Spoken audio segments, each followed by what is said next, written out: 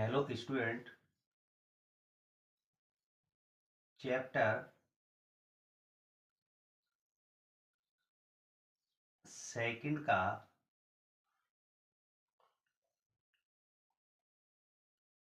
Most important question, शुष्क cell या dry cell. तो शुष्क सेल या ड्राई सेल किसे कहते हैं? तो शुष्क सेल या ड्राई सेल समझिएगा भाई। तो यह एक लैक्लांसी सेल का आधुनिक रूप होता है। जो लैक्लांसी सेल हुआ करते थे पहले, बहुत बड़े सेल हुआ करते थे, तो यह सेल है, यह एक लैक्लांसी सेल का आधुनिक रूप है। और इसका उपयोग मुख्य रूप से टॉर्च, दीवार घड़ी, रेडियो आदि में किया जाता है। इसका उपयोग मुख्य रूप से रेडियो, दीवार घड़ी, मतलब घड़ी कह सकते हैं अपन, तो इस प्रकार के उपकरणों में इसका इस्तेमाल किया जाता है। और इस सेल में सभी पदार्थ पेस्ट के रूप में भरे जाते हैं, इसलिए इस सेल को शुष्क सेल या ड्राई सेल भी कहते हैं। तो अपन कह सकते हैं कि जो लैक्लांसी सेल का एक आधुनिक रूप होता है और इसका उपयोग मुख्य रूप से रेडियो, कैलकुलेटर, घड़ी आदि में किया जाता है। और इसमें सभी पदार्थ पेस्ट के रूप में भरे जाते हैं, इसलिए इस सेल को शुष्क सेल या ड्राई सेल भी कहते हैं। इसमें जो अंदर दिखाई दे रही ग्रेफाइट की छड़ है वो कैथोड के समान व्यवहार करती है। ये मैग्नी डाइऑक्साइड और कॉक का मिश्रण है। ये जिंक का पात्र है, ये वाला जो पात्र है वो जिंक का पात्र है जो एनोड के समान व्यवहार करता है। इसमें जो लगा हुआ है, ये संरंध्र पात्र लगा हुआ है, इन दोनों के बीच में, जिंक के पात्र और ग्रेफाइट के बीच में अमोनियम क्लोराइड और जिंक क्लोराइड का पेस्ट भरा हुआ है। तो ये इसका चित्र है, हेडिंग है आगे, शुष्क सेल की संरचना। तो अपन कह सकते हैं सबसे पहले शुष्क सेल की संरचना में एक जिंक का पात्र होता है। सबसे पहली बार बोलेंगे, शुष्क सेल की संरचना में एक जिंक का पात्र होता है जो एनोड के समान व्यवहार करता है। और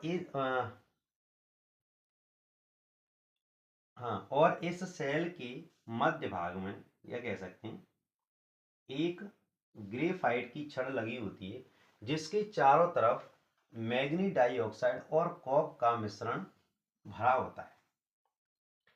जिंक के पात्र और ग्रेफाइट की छड़ के बीच अमोनियम क्लोराइड या जिंक क्लोराइड का पेस्ट भरा होता है। ये 4 पॉइंट आपको बड़े अच्छे तरीके से आना चाहिए। सबसे पहले बोलेंगे कि अपने इसमें जिंक का एक पात्र होता है जो एनोड के समान व्यवहार करता है, जबकि ग्रेफाइट की छड़ है वो कैथोड के समान व्यवहार करती। ग्रेफाइट की छड़ के चारों तरफ मैग्नीज डाइऑक्साइड और कॉक का मिश्रण भरा होता है, जबकि ग्रेफाइट की छड़ के तरफ मैग्नीज डाइऑक्साइड कॉक का मिश्रण भरा होता है। ग्रेफाइट की छड़ और जिंक के पात्र, जिंक के एनोड और कैथोड के बीच अमोनियम क्लोराइड जिंक क्लोराइड का पेस्ट भरा होता है। एक बार फिर से देखिएगा, साथ साथ में चाहो तो आप लिख सकते हो। सबसे पहले शुष्क सेल की संरचना में एक जिंक का पात्र होता है जो एनोड के समान व्यवहार करता है, जबकि ग्रेफाइट की छड़ कैथोड के समान व्यवहार करती है। ग्रेफाइट की छड़ के चारों तरफ मैग्नीज डाइऑक्साइड और कॉक का मिश्रण भरा होता है। एनोड और कैथोड के बीच में अमोनियम क्लोराइड और जिंक क्लोराइड का पेस्ट भरा होता है। अमोनियम क्लोराइड और जिंक क्लोराइड का पेस्ट भरा होता है।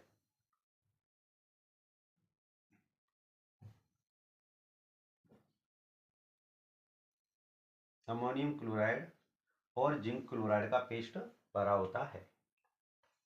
तो ये 4 पॉइंट है, इन चारों पॉइंट में इसकी वही संरचना कंप्लीट हो जाएगी। एक बार और देखें शुरू से। यह लैक्लांसी सेल का एक आधुनिक रूप है और इसका उपयोग मुख्य रूप से रेडियो, कैलकुलेटर, टॉर्च आदि में किया जाता है। और इस सेल में सभी पदार्थ पेस्ट के रूप में भरे जाते हैं, इसलिए इस सेल को शुष्क सेल या ड्राई सेल कहते हैं। ये तो इसका भी शुष्क सेल किसे कहते हैं, हो गया। अब देखते हैं इसकी संरचना। तो शुष्क सेल की संरचना में एक जिंक का पात्र होता है जो एनोड के समान व्यवहार करता है, पहले पॉइंट। दूसरे बोलना है जबकि ग्रेफाइट की छड़ कैथोड के समान व्यवहार करती है।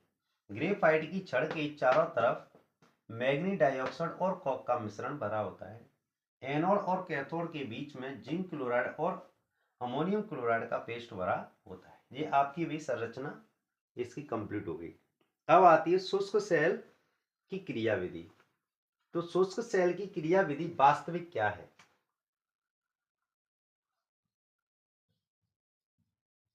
क्रिया विधि, तो शुष्क सेल की क्रिया विधि दो पदों में कंप्लीट होती है। तो शुष्क सेल की क्रिया विधि में ऑक्सीकरण और अपचन दोनों क्रियाएं संपन्न होती हैं। सबसे पहले जो क्रिया है वो है एनोड पर होने वाली क्रिया।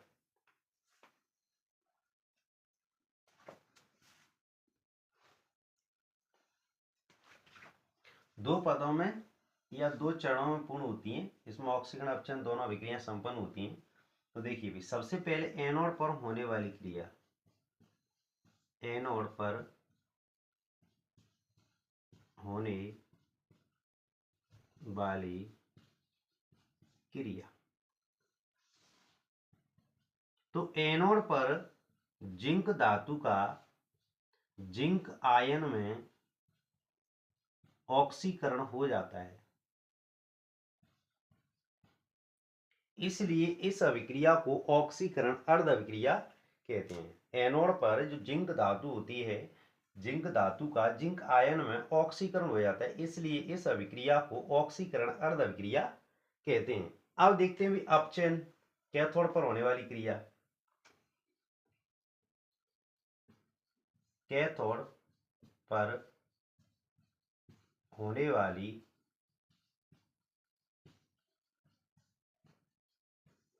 तो देखिए भाई कैथोड पर मैग्नीज डाइऑक्साइड का मैग्नीज ट्राइऑक्साइड में, मैग्नीज डाइऑक्साइड का मैग्नीज ट्राइऑक्साइड में अपचयन हो जाता है और इस क्रिया में मैग्नीज की ऑक्सीजन संख्या +4 से घटकर +3 रह जाती है, क्योंकि मैग्नीज डाइऑक्साइड का अपन देख सकते हैं कि यहां पर अपने पास यहां पर Mn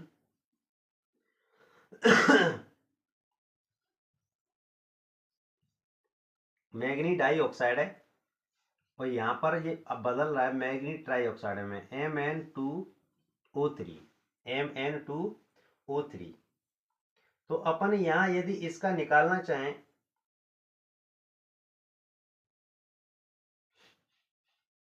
तो इसकी ऑक्सीकरण संख्या निकलेगी, जैसे मान के चलिए मैग्नीज में निकालें अपन, तो जिसकी ऑक्सीकरण संख्या निकालते हैं उसकी जगह पर अपन x मानते हैं, प्लस इसकी जगह पे -2 गुणा, अब ये दो हैं हर एक में दो होते हैं तो कितना आएगा, और बराबर 0। तो x -4 बराबर 0।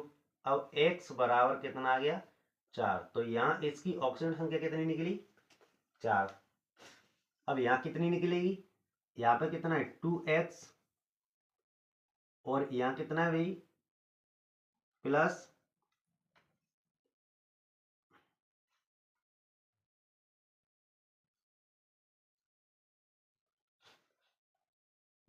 टू इंटू -3 इंटू -2 बराबर 0। 2x यहाँ कितना आएगा -6 बराबर 0। यहाँ हो जाएगा 2x बराबर 6। अब यहाँ x बराबर 6/2 तो कितना आएगा 3। x बराबर कितना निकला 3। तो यहाँ पर इसकी ऑक्सीकरण संख्या कितनी है, प्लस की 4 है, यहाँ प्लस की 3 है, इसलिए इसकी ऑक्सीजन संख्या घटकर कितनी हो जाती है, +3 रह जाती है।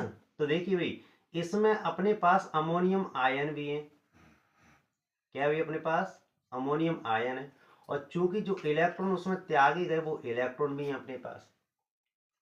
तो जैसे ही ये ग्रहण करेगा, इलेक्ट्रॉन ग्रहण करेगा, और इलेक्ट्रॉन ग्रहण करने के बाद क्या है मैग्नीज ट्राइऑक्साइड और अमोनिया में जाकर के बदल जाएगा। क्या बदल जाएगा ये NH3 अमोनिया में, अमोनियम बदल जाएगा और यहाँ से H अमोनियम आयन है और ये H के अणु ऑक्सीजन के साथ क्रिया करके क्या बना लेंगे, H2। अब Mn 2 है तो अपन यहाँ पे क्या लगा देंगे, 2 लगा देंगे।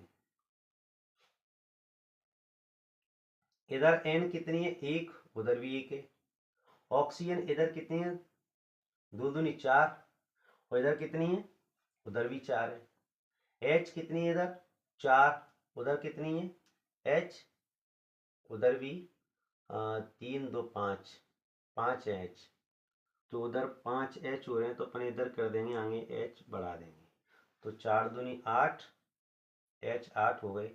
अब यहाँ पर क्या कर दें भाई, 2, तो 3 दूनी 6, 6 और 2 8, 2 N हो गए, 2 N इधर हो गए, उधर भी हो गई वैलेंसी, इधर भी हो गई।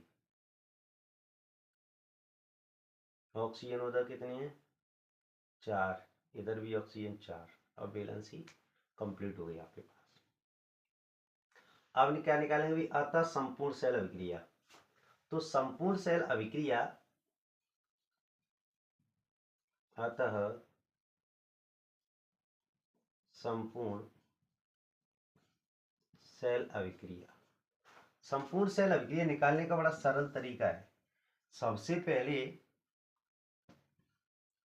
जिंक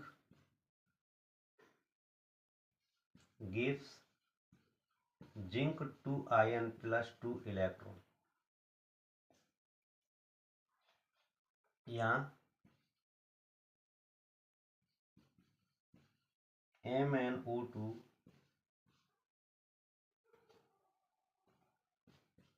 NH और अमोनियम आयन, ये 2 लगाएंगे। इसने जो इलेक्ट्रॉन ग्रहण किए गिव्स, यहाँ बनने वाला पदार्थ क्या था, Mn2O3 plus 2 NH3 plus H2। तो इलेक्ट्रॉन से इलेक्ट्रॉन कैंसिल हो जाएंगे, बचेगा क्या, zinc plus 2 MnO2 plus 2 ammonium ion gives zinc ion plus Mn2O3 plus 2 NH3 plus H2। ये अपने पास बचे। तो भाई इसकी क्रिया विधि में ऑक्सीजन अपचन दोनों क्रिया संपन्न होती है। एनोड पर होने वाले, एनोड पर जिंक धातु का जिंक आयन में ऑक्सीकरण हो जाता है। यहाँ मैग्नी डाइऑक्साइड का कैथोड पर मैग्नी डाइऑक्साइड मैग्नी ट्राइऑक्साइड में अपचयन हो जाता है, और इसमें मैग्नीज की, और इस अभिक्रिया मैग्नीज की ऑक्सीजन संख्या +4 से घटकर +3 रह जाती है। यहाँ अपन कह सकते हैं अतः संपूर्ण सेल अभिक्रिया। यदि इस क्वेश्चन में किसी को भी कोई परेशानी हो तो बड़े आसानी से आप कमेंट्स में पूछ सकते हो। इसकी वीडियो फिर बना के डाली जाएगी, फिर से दोबारा समझाया जाएगा, रिवाइंड कर करके देखिएगा। तो समझ में आया तो बहुत बहुत धन्यवाद, और यह वीडियो लाइक एंड शेयर जरूर करें।